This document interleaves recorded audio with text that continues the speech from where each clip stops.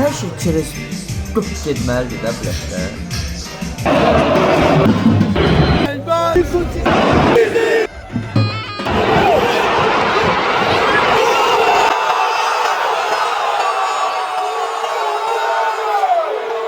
Bugün təzə açıldı, günü belə dəhşət pis xəbərlə açmışıq.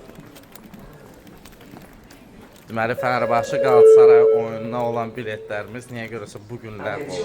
Hal-hazırda Türkiyəyə uçuruq. Bir saata da təyyarə qalxır, amma biletlər barəsində heç bir xəbər yoxdur. Sadəcə ləğv olunub. Qiymətlər dəyişdi, siz bilet aldınız, amma biz sizin biletinizi ləğv elədik. Çünki bugün oyun günüdür və biletlərin qiyməti dəyişdi. Adama deyirlər, mənim oğlumun daş kəsindəki evinə ki, biletlər dəyişdi. Amma yəni, Amma indi mən bu İstanbulla bəxtim niyə görə gətirdim? 2 dəfə İstanbula gelim, 2 dəfə də bilet problem yaşayıram. Amma oyuna düşə bilməsək doğrudan da dəhşət olacaq. Çünki neçə vaxtda oyuna da hazırlaşmışıq və hətta uçuruq ora. Səki, üzü xiyara, gedirik görək başımıza nə iş gəlir. İnandırım ki, əsəbimdən hal-hazırda, yəni samolyotun bu qanatlarını yiyə bilərəm, yəni o dərəcədə. Amma bir daha sevindirici şey var ki, bu yalnız bizim başımıza gəlməyib. Çox sevindirici. Mən elə pişmasın sağdan soldan bir o qədər vecimə deyil. Çox hazırlara baxdıq, orada da eyni şeydir, amma görək. Nəsə ki, bu Fenerbahçe Galatasaray oyunu bizdən adi videodan əlavə olaraq həm də challenge. Oyuna çəkəcək. Amma yaxşıdır da, emosiya çox olur. 3 il bundan qabaq da belə idi. Elə belə qaça-qaça gedirdi oyuna, dikələr challenge-da falan beş-beşən oyuna çəkəcək. Axırda bizdə nə oldu, elə şeydir. Stadionun qabağında mən eləyirdim. Çempionlar Liqasında bütün qollarını mostun altında Vitada baxırdım. Nəysə.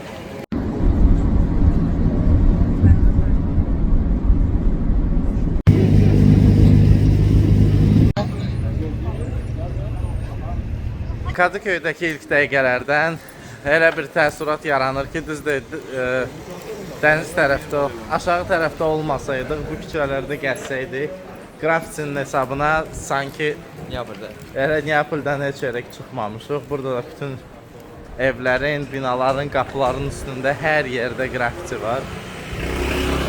Amma bilməm, derbinə bax, məsəl üçün Neapolda amma hər yerdə qrafiti və s. və ilaxı vardı, amma forma ilə gəzən az idi, amma burada hamı Fenerbahçe forması ilə. Bilməm, bir də derbi günüdür, yoxsa nədir, amma əhalinin əksəriyyəti məhz Kadıköydə Fenerbahçe atributikasına görə düzbə bir dənə Qalatasaraylı qaqaş da gördüm, mən çəkim. Çəkdim o. O şürrəyib, yəni şürrəyib, nəyə görə? Çünki burada hər yer Fenerbahçe qışqırır, yəni bir mənalı olaraq.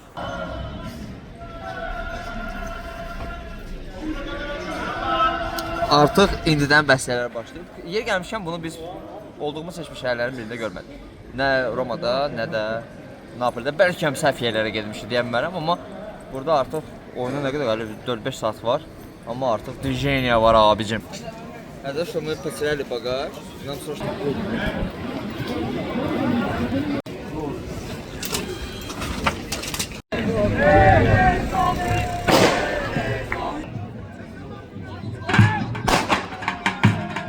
Girin bunların arasına.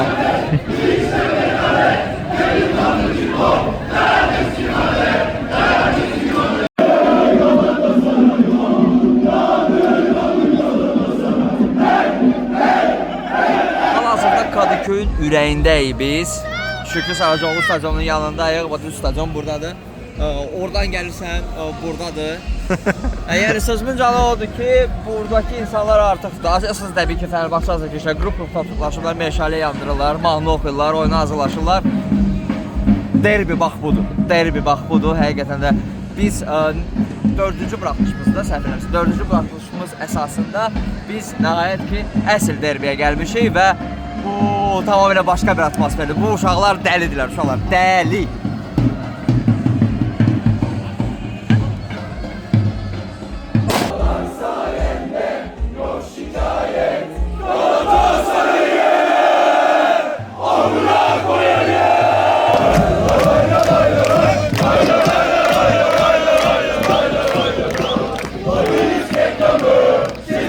Onları kara borsa bu ülkenin en geçilmez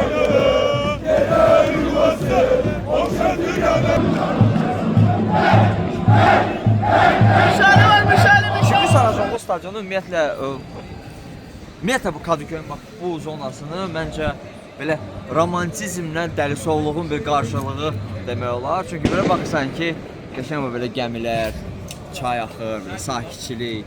Yəni burada axşam yaxşı şəkildə istirahət edə bilərsən, amma orada baş verənləri görəndən sonra başa düşürsən ki, bura heç də sakit yer deyil. Biz isə o stadiona birazdan gedəcəyik.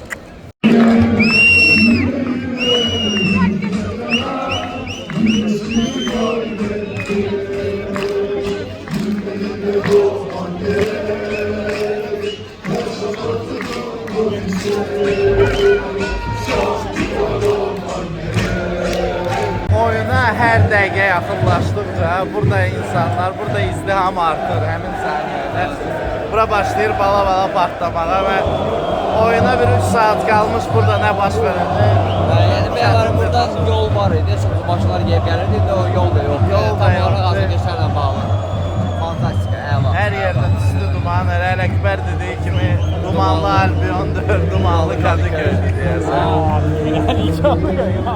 Amma hələ də yəni oxumurlar və gözlərini oyuna saxlayırlar. O da ola bilər. Səs tellərini qoruyur.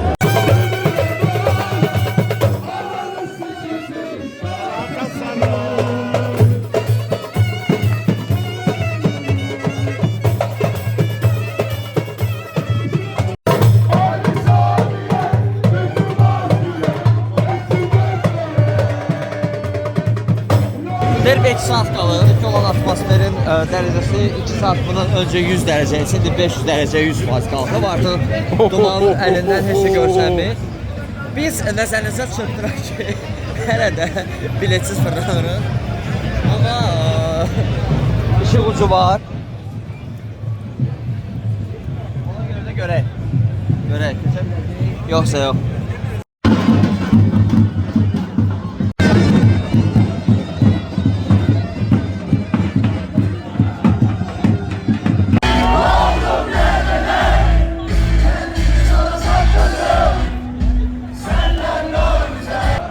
Üzülümdən deyəsən, nə bilim, bilmirəm, indi alınacaq, alınmayacaq, amma yəni stadiondan gedirik, bilmirəm, video izlədiyimiz vaxt təbii ki, dua artıq biraz gec olacaq, amma hələ ehtimal dua eləyin. Dua eləyin ki, keçə bilək. Əli öpürəm sən. Əli böyük Fırat, buradan səndə güclü maç. Keçli oyuna. Biz oyundayıq.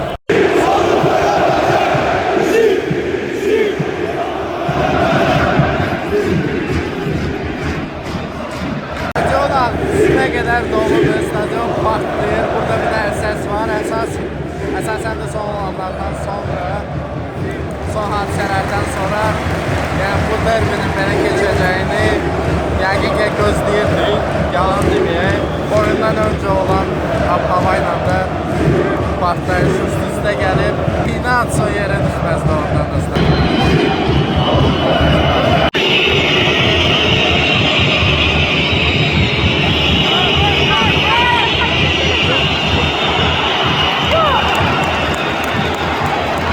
İlk dəfədir ki, boyum balaca olmalı, bilməm, sevinim yoxsa heyfslənim. Sordur, mən durmuşam, sən oturmuşsan. Həri. Yəni mən burada o qədər çox otura bilməyəcəm, amma uşaqlar, bura dəhşət.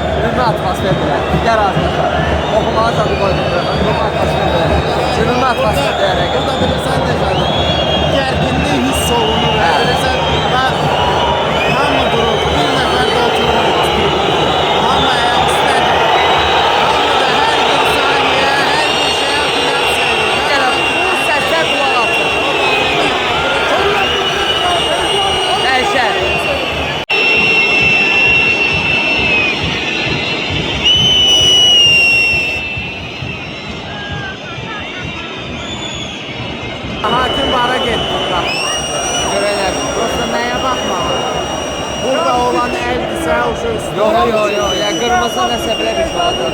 Sanki baha görə də. Nəyə görə?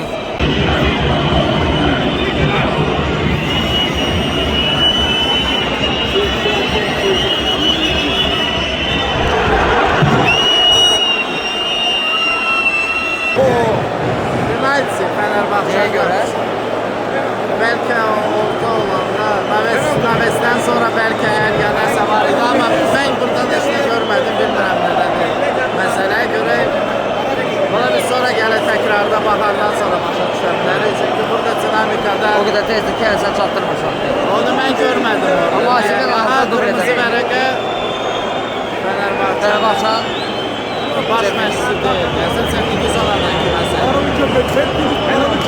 Həmişə kimi vuracaq bizim.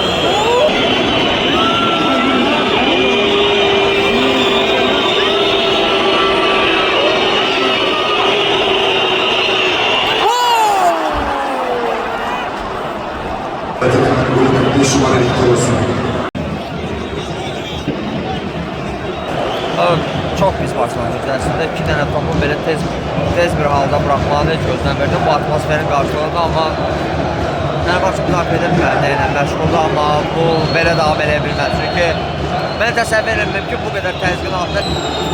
Amma müdafiədən savayı hücumda da heç nə yaratmırlar. Yalnız bir moment olduqsa. Yenə də Fenerbahçe'nin qapısının önündə təhlükəli bir cərimə zərbəsi. Nə bilim görək, bəlkə heç olmazsa ilk hissə bitsin. Sonra ikinci hissəyə bəlkə komanda necəsə başqa cürə çıxar, amma hələ ki bu belə görsənmir.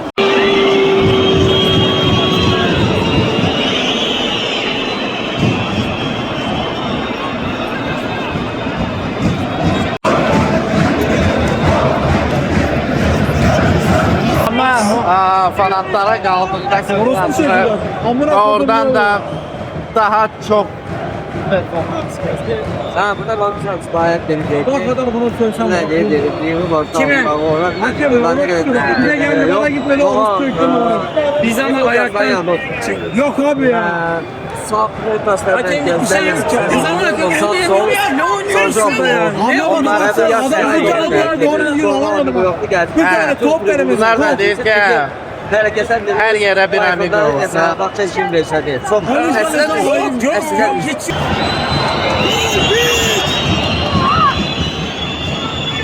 Alırsın aynen topu ya.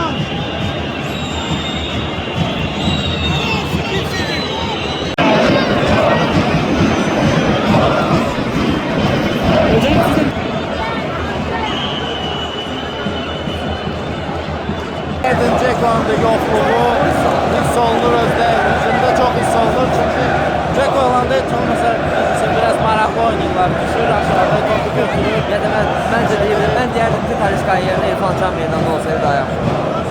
Onunla da razıyım çünkü Talisca bugün çok berbat oyun geçirdi.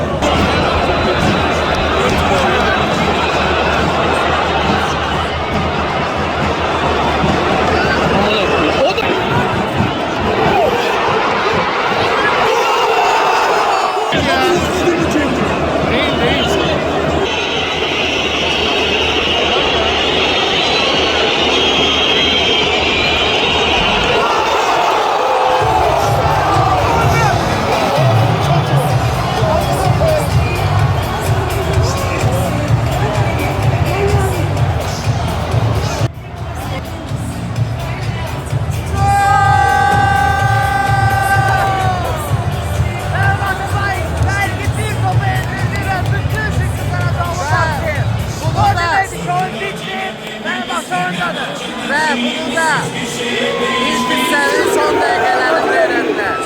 Bu da çok yakışıklı.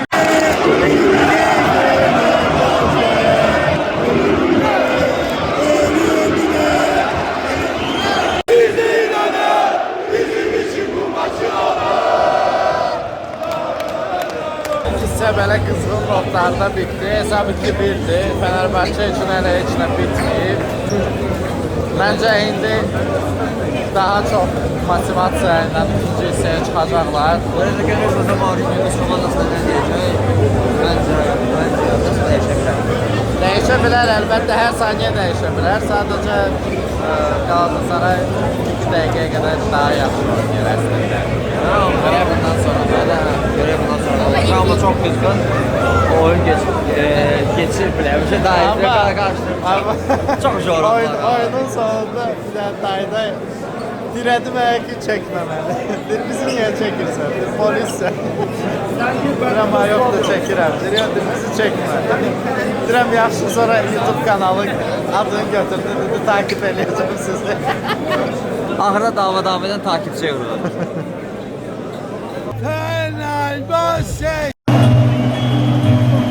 Kuşandık sarı laciyi, Saracoğlu yokuşlarında. Omzumuzda onurumuzsun sen bizim, karar yapmak taraftarın omzumuzda.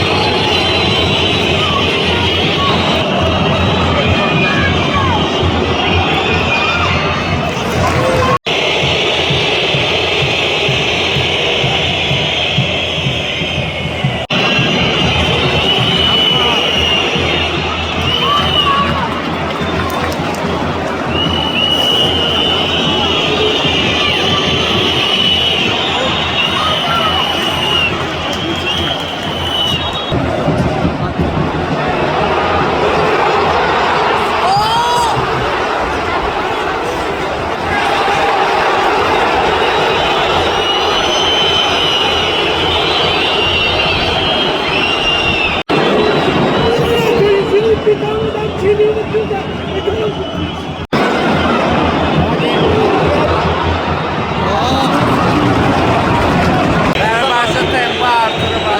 Jose Mourinho geçti. Jose Mourinho geçti. Fasile'nin reis olmadı ki. Fenerbahçe tempo artırır ve Galatasaray bu tempo azalmazdı. Bir daha rezervsiz atlaması ki bu kupa oynadı ve burada mağlup olan cevap oyunu yok. Mağlup olan kulübüne bir daha açıldı. Böyle bu iki kat resmi verir ve bence Kubok meşsi gibi bence Jose Mourinho daha yaxşıdır. Göre onun o beyin fırtınaları yutunda nəticə dəstək göstərəcək yoxsa. Görək.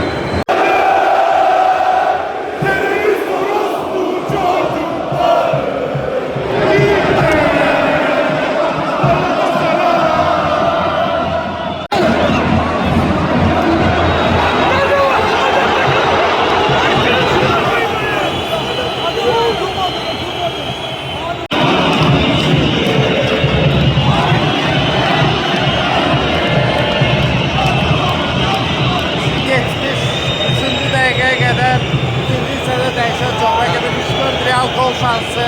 Əldən bir dənə gol şansını əlavə edək və oyunun bu nöqtəsində indi Eden Dzeko da oyuna daxil olur. Bir de onu dedim. Hüseyin Maksud'un meydana bıraktıktan sonra Fenerbahçe'nin dinamik oyunu daha da keskinleşir. Adam bildiğin adam yanır ve soldular üzere çok yaxşı yani. Ne bir ellerine dokunaşı, çok keserli. Ruslu sözü Brastrellar ediyor. Brastrellər mi ediyor abicim?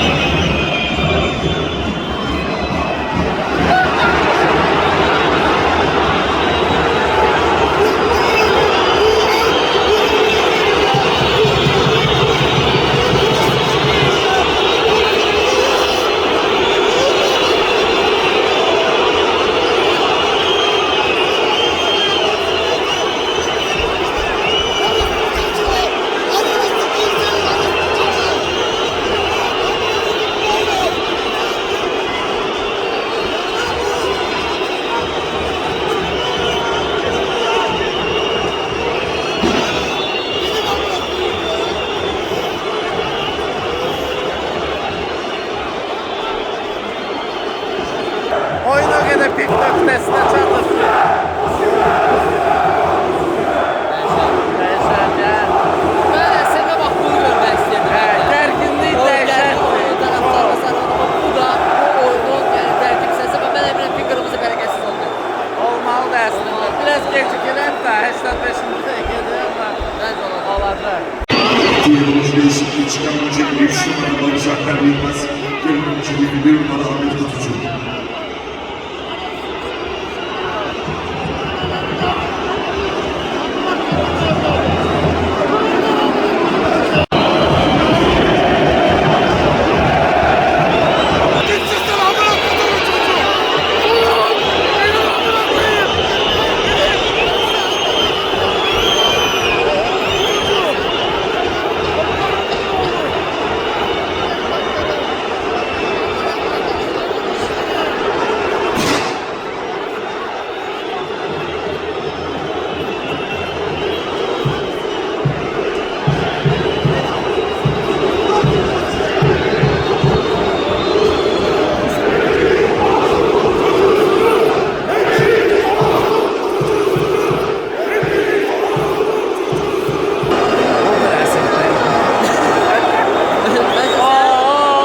Meydana da getdilər. Bence biz bunu gözləyirdik. Hələ bir tane. Sən hələ də imtihan barəsində Yo, bura dəliqanlı. Burada azarkeşlər. Bəli. Orada halaldır bura azarkeşlər. Səs barəsində. Səs, akrat, nə bilim. Orada xanaç var.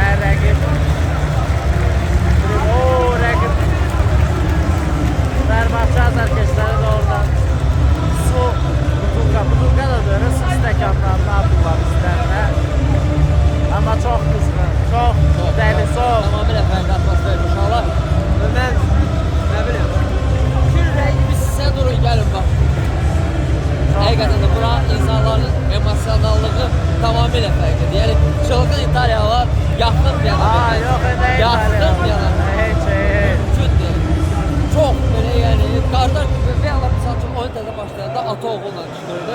Oğlu atası deməli neçə illərdir ki, Kadıköy'də və Şükrü Sazolda bir dənə var, burada bir dənə yerdə dayanır. Oğlu nəsə oyundan əvvəl gəldi, orada dayandı ki, mən buradan daha yaxşı görüm, aşkı da burada, yəni eynəyə tapır. Galatasaray gol vurandan sonra atasının ağzından bir dənə soyuşdan çıxdı. Hər tərəfli soyuldu uşağı, sonra ki, totemimi pozdu, cəhənnəm oldu yan yerində, mən yerində oynamışdım. Yəni, bu dərəcədə dəyərli. Bu dərəcədə.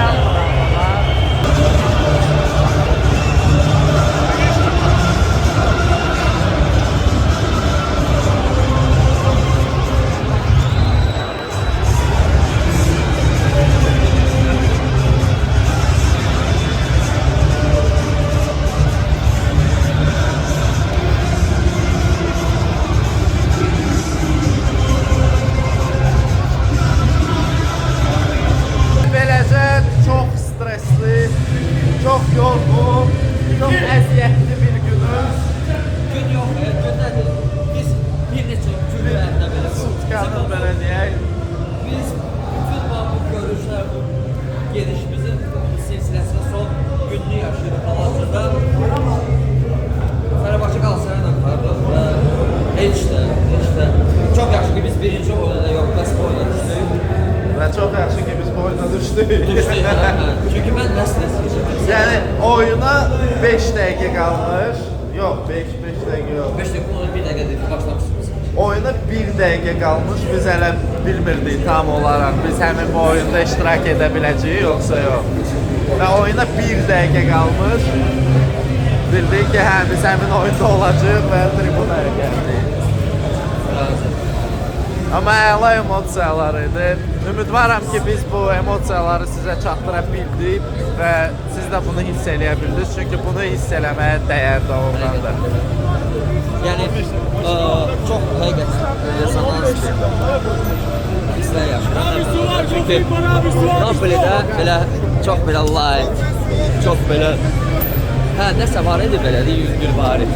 Yəni o qədər yox, hə. Lazio çorba saldı. Lazio çox gözəl oxuyurdu, Lazio azarkeşləri. Burada da sözün açığı bütün desibellarımızı oynatdı.